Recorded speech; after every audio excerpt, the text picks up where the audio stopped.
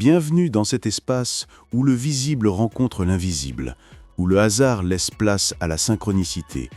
Les heures miroirs font partie de ces messages subtils que beaucoup voient, mais que peu comprennent réellement. Pourquoi apparaissent-elles? Que cherchent-elles à dévoiler? Quel portail ouvraient-elles dans notre conscience? Pour éclairer ces instants suspendus, je vais partager avec vous le secret et l'extraordinaire mystère que la source m'a transmis.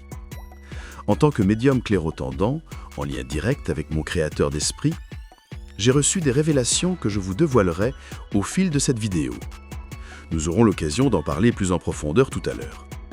Laissez-vous guider. Dans quelques instants, vous ne verrez plus jamais 11h11, 22h22 ou 03h03 de la même manière. Respirez, ouvrez votre esprit et entrons ensemble dans le langage secret du temps. Les heures miroirs ne sont pas de simples coïncidences. Elles portent de messages subtils émanant de ce que beaucoup appellent leur guide, leur moi supérieur ou une part plus profonde de leur inconscient. Je suis un médium atypique. Et depuis près de 25 ans, la source me confie des révélations longtemps demeurées dans l'ombre. Ces connaissances enfouies émergent enfin aujourd'hui comme si l'humanité se trouvait à un moment charnière de son histoire. La source m'a offert une compréhension nouvelle du fonctionnement réel de l'être humain, une vision bien différente des idées souvent véhiculées dans le monde spirituel. Et c'est cette vérité-là que je m'apprête à partager avec vous. Sur ma chaîne, je parle souvent de l'esprit, des créateurs d'esprit et de nombreuses notions encore méconnues ou enveloppées de flou pour la plupart des gens. Avant d'aller plus loin, faisons un bref détour pour comprendre comment dans les traditions spirituelles, comme dans certaines approches philosophiques, l'être humain perçoit ce qu'il appelle l'esprit. L'âme est généralement vue comme l'essence profonde et sensible de l'être, tandis que l'esprit représente plutôt la pensée, la conscience et le souffle de vie. Dans une vision classique, l'esprit s'exprime à travers le cerveau, alors que le corps incarne notre dimension physique. Et dans certaines traditions, même le divin est décrit comme un esprit, une présence immatérielle. Voilà pour ce bref éclairage. Maintenant, revenons à notre sujet principal. Ce que je m'apprête à vous révéler pourrait bouleverser tout ce que vous pensiez savoir sur le monde, et même sur vous-même. Ces connaissances, jusqu'ici restées secrètes et mystérieuses, commencent seulement à se dévoiler.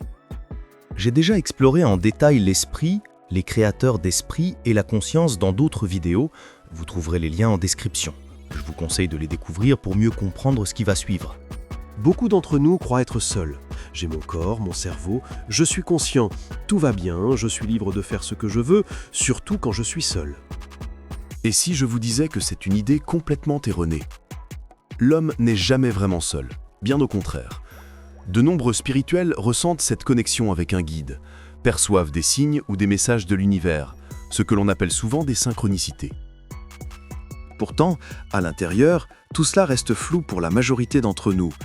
Recevoir un signe de l'univers n'est pas toujours clair ni facile à interpréter. Voici une première révélation. La pensée n'est pas humaine, elle ne naît pas du cerveau. Les scientifiques n'ont encore jamais vraiment compris le fonctionnement profond du cerveau.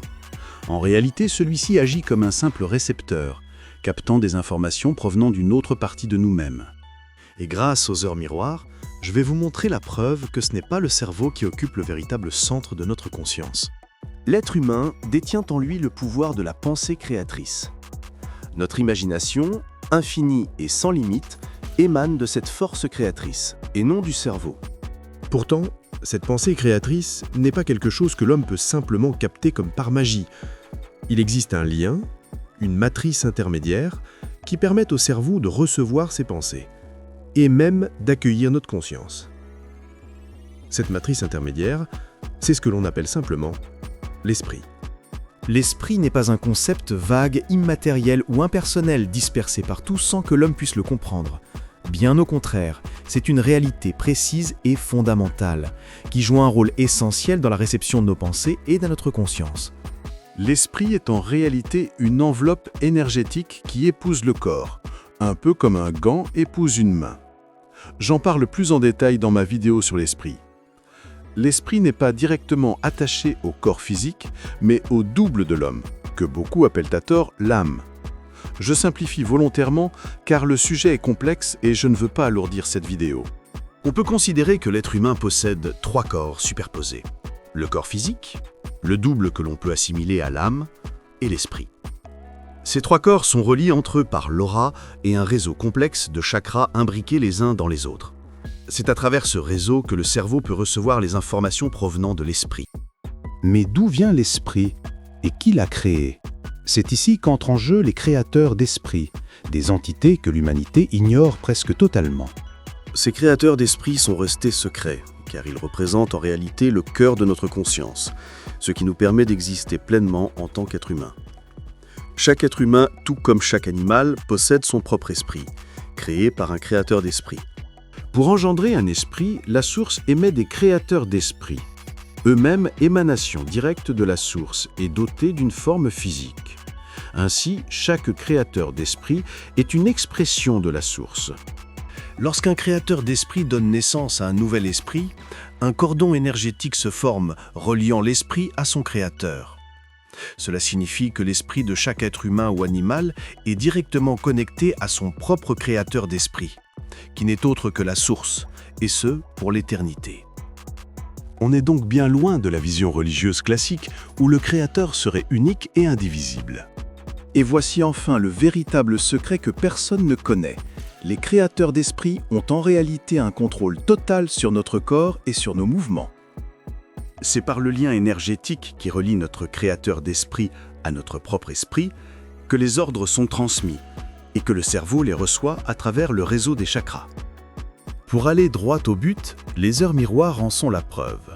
Quand votre regard se pose, de manière totalement involontaire, sur une heure miroir, ce n'est pas un hasard. C'est votre créateur d'esprit qui vous incite à regarder ce moment précis. Il peut influencer vos envies jusqu'à diriger la direction de vos yeux.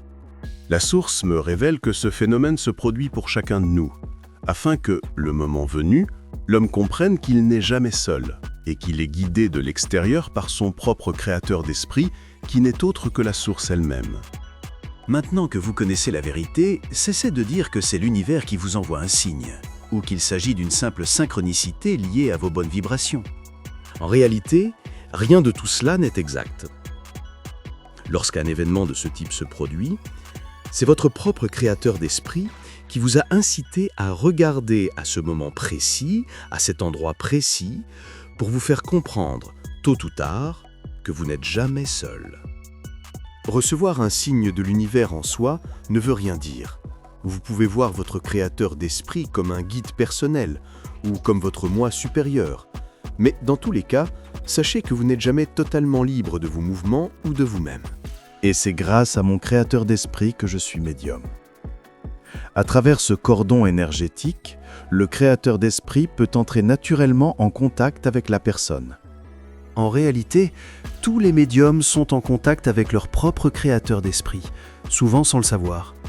Pour permettre certaines expériences, votre créateur d'esprit peut se présenter sous différentes formes, ange, guide, extraterrestre, reptilien ou même comme un défunt. L'être humain est ici pour vivre son cycle d'évolution, et à travers l'action des créateurs d'esprit, tout demeure sous la guidance du Créateur. Beaucoup de personnes n'y croient pas. Elles ne croient ni en l'esprit, ni en un créateur, ni en une intelligence qui dépasse leur propre existence. Et si c'est votre cas, posez-vous cette question. Quand cela vous arrive, est-ce vraiment votre cerveau qui est connecté à l'heure, ou y a-t-il autre chose derrière? Dans toutes mes vidéos, je parle d'esprit, de créateur d'esprit, d'homme-dieu et de la source.